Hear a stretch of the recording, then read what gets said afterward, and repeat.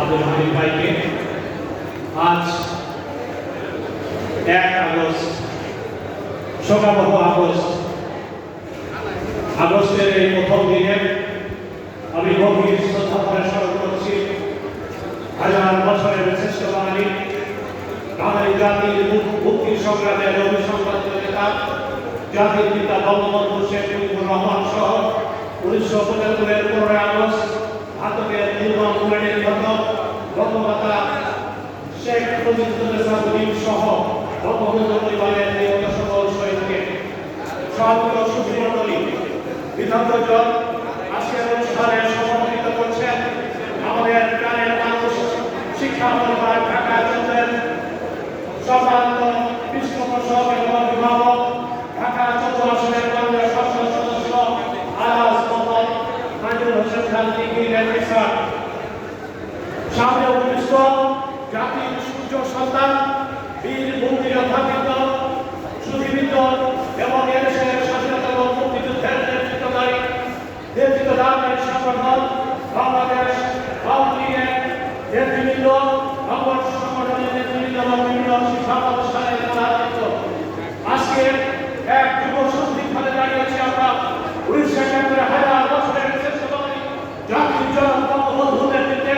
এদেশের হিন্দু মুসলিম বৌদ্ধ খ্রিস্টান আবার বিক্ষোভকারীরা ছাত্র কৃষক জনতা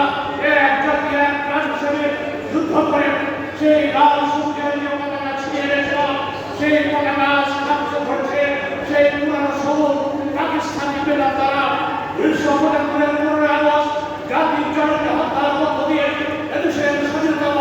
প্রগতির জায়গাকে পিছনের দিকে ঘোরানোর চেষ্টা করা হয়েছিল। 2024-এর এই অবস্থা দাঁড়িয়ে আমরা দৃঢ়কণ্ঠে ব্যক্ত করতে চাই হাজার বছরের শ্রেষ্ঠ বাঙালি জাতির জনক বঙ্গবন্ধু কন্যা মাননীয় প্রধানমন্ত্রী শেখ হাসিনার নেতৃত্বে এই বঙ্গবন্ধু স্বতন্ত্র বাংলাদেশ, সেই স্বতন্ত্র বাংলাদেশ বর্তমানের দেশ থেকে যখন ডিজিটাল বাংলাদেশকে স্মার্ট বাংলাদেশ উন্নয়নের মধ্য দিয়ে আমরা স্মার্ট বাংলাদেশের 2041 সালের সেই উন্নত বাংলাদেশের স্বপ্ন দেখছিলাম, সেখানে এই কন্যা আন্দোলনকে কেন্দ্র করে অবৈধ শিক্ষার্থীদেরকে বিভ্রান্তির কারাগারে বেঁচে দিয়ে সেই স্বাধীনতা বিরোধী চক্র জামাত বিরোধী চক্র আবার সেই পুরনো খেলায় বেঁচে গেছে। আজকে শিক্ষক সমাজের পক্ষ থেকে আমরা দৃঢ়কণ্ঠে বক্তব্য দিতে চাই আমাদের এই নতুন প্রজন্মকে, আমাদের প্রিয় শিক্ষার্থীদেরকে আমরা এই অন্ধকারের চোরা বালিকে আমরা হারিয়ে যেতে দিব না। আমরা শিক্ষক সমাজের পক্ষ থেকে মাননীয় মহোদয়কে আশ্বস্ত করে বলতে চাই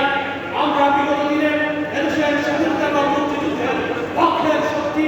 বাংলাদেশ আওয়ামী লীগের সাথে ছিলাম, আছি, থাকবো এবং বর্তমান সময়ে যুগের প্রয়োজনে আগামী রবিবার মাননীয় এমপি মহোদয়ের নির্দেশনা ক্রমে এই প্রজেক্ট ঢাকা 14 আসনের শিক্ষা পরিবারের আয়োজনে শিক্ষক সমাবেশ হবে। সমাজ ঐক্যবদ্ধ আছি এবং প্রতিটি যৌক্তিক সংগ্রামে আমাদের সেই প্রিয় প্রজন্ম প্রিয় শিক্ষার্থীদেরকে প্রিয়